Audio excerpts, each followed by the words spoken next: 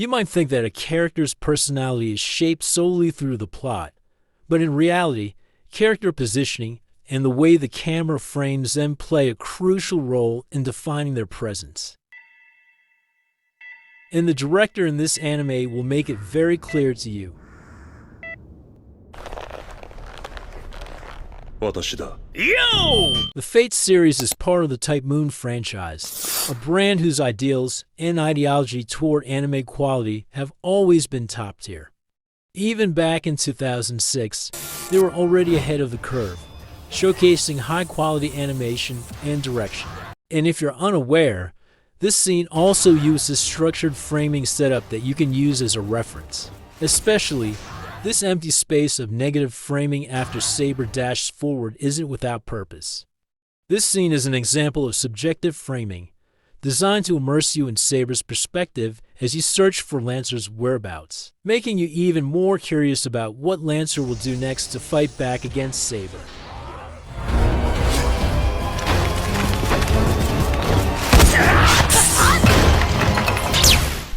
That scene may seem simple or even common, something anyone could create.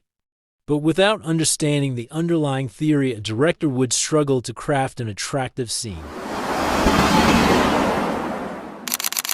The difference in power cannot rely solely on intuition when framing a subject is to maintain their highest status and aura.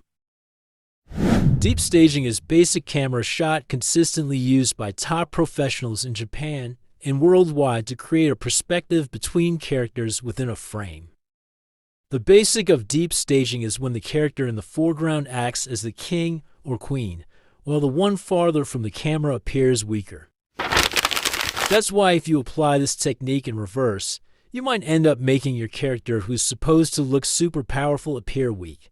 Because, even until this scene ends, Orlando is never placed in the foreground. Only in the reflection of the mirror does his presence appear, where his position seems unreal and never higher than Francesca's.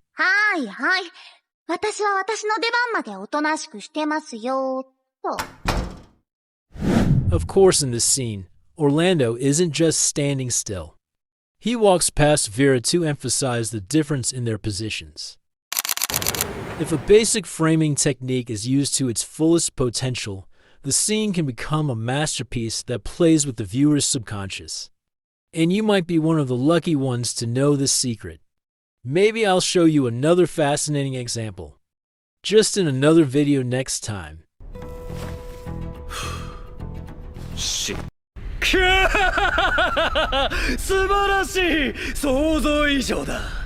Do you know, the scene in the final moments of this anime is fascinating because its framing provides a conclusion to each character's situation. For example, Jester remains alive despite being killed by Assassin, as he possesses a revolver heart, which is clearly showcased as his pride for this Holy Grail war. The Fallius part was also interesting, as it's presenting a visual metaphor that he is hiding and running from a great storm. This reflects how the overwhelming power of Gilgamesh is beyond comprehension.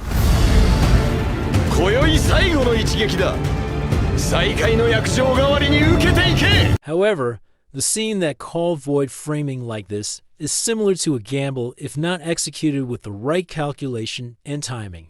But in this anime, this extremely budget-saving scene actually peaks and showcases Gilgamesh's godly strength as beyond imagination.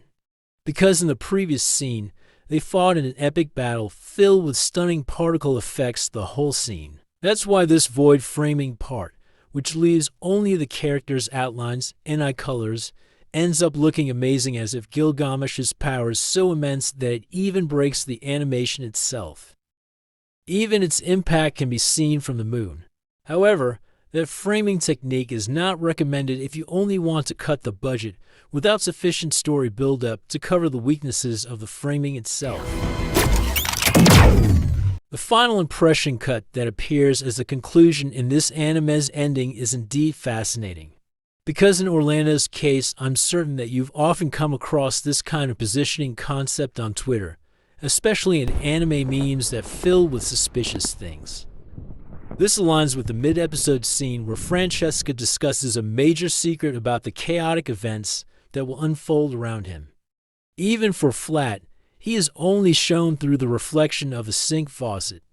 However, this isn't because he is in the bathroom, but rather because this framing is deliberately used to represent his secretive nature and genius in magic, where he can watch Enkidu versus Gilgamesh without being detected by those two monsters.